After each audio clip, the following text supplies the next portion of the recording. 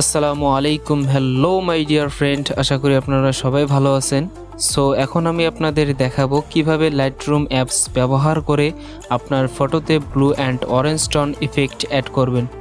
So এই এডিটিংটি শিখতে হলে অবশ্যই ভিডিওটি প্রথম থেকে শেষ পর্যন্ত আপনাকে দেখতে হবে।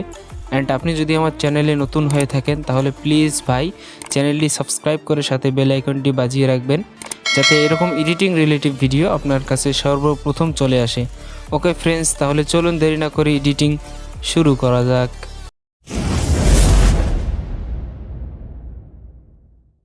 সো ফ্রেন্ডস, লাইটরুম অ্যাপসটি ওপেন করলে ঠিক এইরকম একটি ইন্টারফেস দেখতে পারবেন। সিম্পলি এখান থেকে প্লাস আইকনে ক্লিক করে আপনারা যে ফটোটি এডিট করতে চান সিম্পলি সেই ফটোটির উপরে ক্লিক করে দেবেন অ্যান্ড এখান থেকে অ্যাডে ক্লিক করে দেবেন। সো অ্যাডে ক্লিক করে দিলেই আমাদের ফটোটি লাইটরুম অ্যাপসে অ্যাড হয়ে যাবে অ্যান্ড এখান থেকে অল ফটোসে ক্লিক করে দেবো অ্যান্ড আমাদের ফটোটির উপরে ক্লিক করে দেব। সো ক্লিক করে দিলে এডিটিংয়ের জন্য সকল অপশন চলে আসবে। ফার্স্ট আমরা আমাদের ফটোর লাইটিং অ্যাডজাস্ট করব। লাইটিং অ্যাডজাস্ট করার জন্য এখান থেকে লাইট অপশনে ক্লিক করব অ্যান্ড এখান থেকে আমাদের ফটো অনুযায়ী সব কিছু অ্যাডজাস্টমেন্ট করে নেব।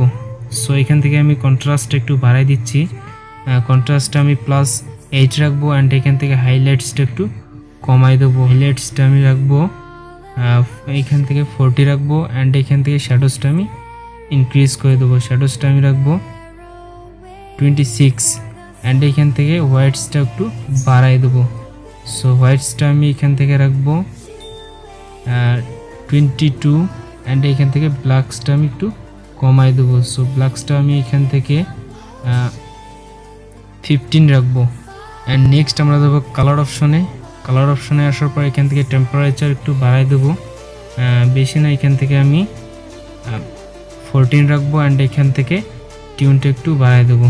সো টিউন আমি 7 রাখবো অ্যান্ড এখান থেকে ভাইব্রেন্সটা একটু বাড়াই দেবো। সো ভাইব্রেন্সটা এখান থেকে +15 রাখবো অ্যান্ড নেক্সট আমরা দেবো মিক্স টুলে। এখানে ক্লিক করে দিলেই সেকেন্ড যে অপশনটা অরেঞ্জ কালারে ক্লিক করে দেবো।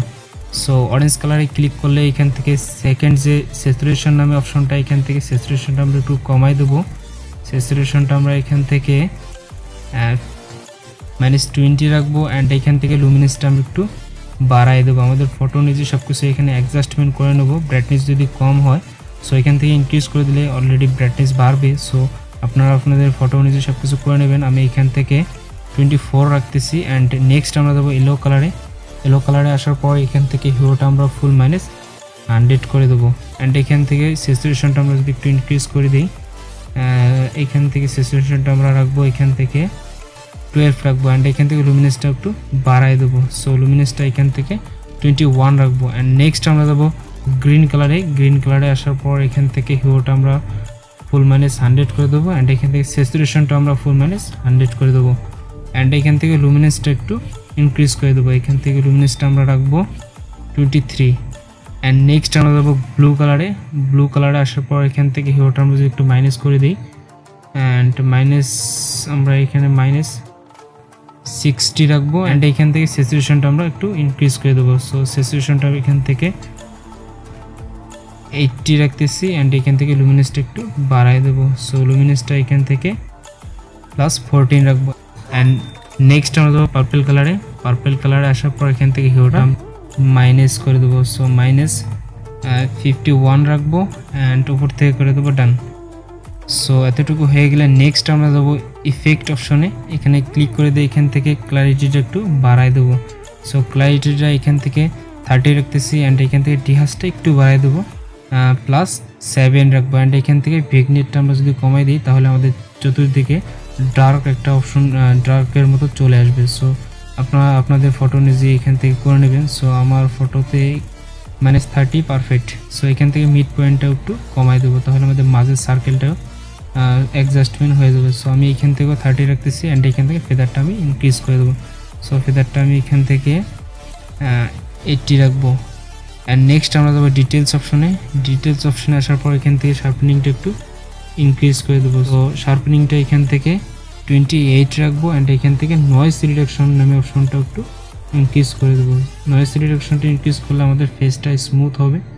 সো আমি এখান থেকে 30 রাখতেছি অ্যান্ড এখান থেকে কালার নয়েজ রিডাকশনটা যদি আমি একটু বাড়াই দিই তাহলে আমার ব্যাকগ্রাউন্ডটা আরও স্মুথ হয়ে যাবে। সো এখান থেকে আমি 20 রাখতেছি অ্যান্ড এইখান থেকে স্মুথনেসটা ফুল 100 করে দেবো। সো ফ্রেন্ডস, ফাইনালি আমাদের ফটোটি এডিট হয়ে গেছে। আপনারা দেখতে পাচ্ছেন যে বিফোর আমাদের ফটোটি এরকম ছিল এডিটিংয়ের আগে, অ্যান্ড এডিটিংয়ের পরে আফটার আমাদের ফটোটি এরকম হয়ে গেছে। অনেক সুন্দর এডিট হয়ে গেছে, আপনারা দেখতে পাচ্ছেন। তো ভিডিওটি ভালো লেগে থাকলে লাইক অ্যান্ড কমেন্ট করে আপনারা জানাবেন যে আপনাদের কাছে এডিটিংটি কেমন লেগেছে। অ্যান্ড আপনি যদি আমার চ্যানেলে নতুন হয়ে থাকেন তাহলে প্লিজ চ্যানেলটি সাবস্ক্রাইব করে সাথে বেল আইকনটি বাজিয়ে রাখবেন। সো এইখান থেকে আমরা ফটোটি সেভ করার জন্য শেয়ার আইকনে ক্লিক করব, অ্যান্ড এইখান থেকে সেভ টু ডিভাইসে ক্লিক করে দিলে আমাদের ফটোটি গ্যালারিতে সেভ হয়ে যাবে। সো ফ্রেন্ডস, আজকের ভিডিওটি এতটুকুই ছিল, অ্যান্ড দেখা হবে নেক্সট ভিডিওতে। Best of luck.